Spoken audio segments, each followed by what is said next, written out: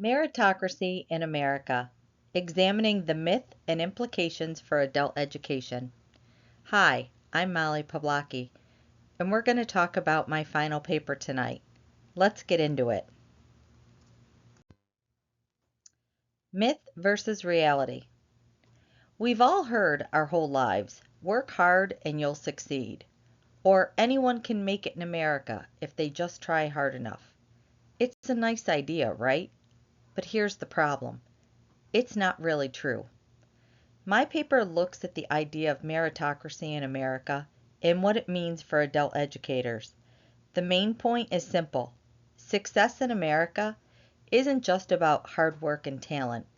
Your race, your economic background, your gender, and your sexual orientation create huge advantages or disadvantages that hard work alone cannot overcome.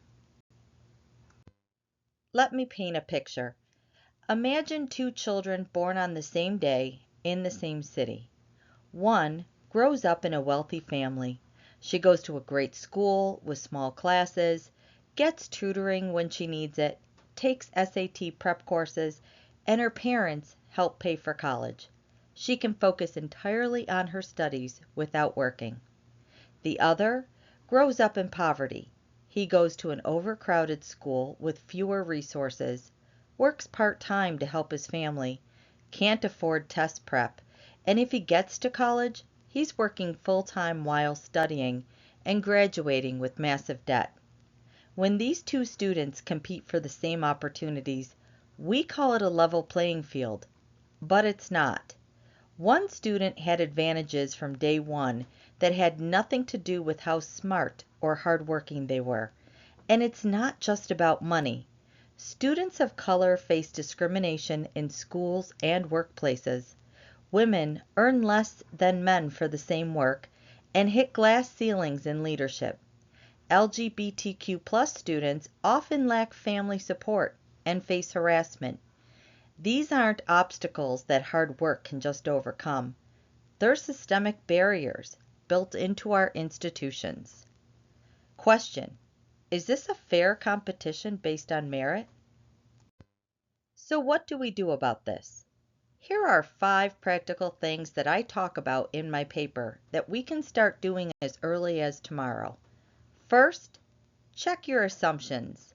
Don't assume that the struggle that the child is having in the classroom is equal to lack of effort.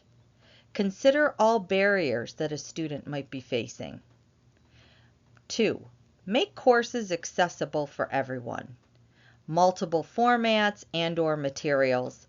And obviously, make everything flexible. Flexible assignment options work for so many students. 3. Value what students bring to the table. Recognize diverse strengths and experiences. Build on assets and don't focus on deficits. 4. Address discrimination immediately.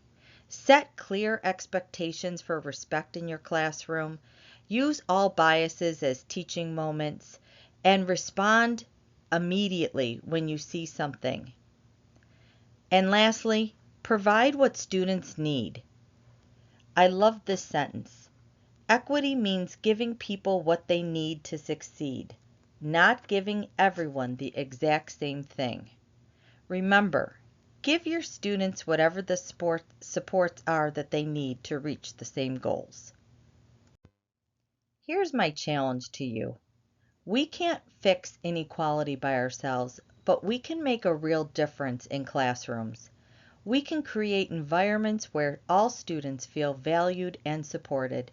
We can stop pretending that the playing field is level and actually work to level it.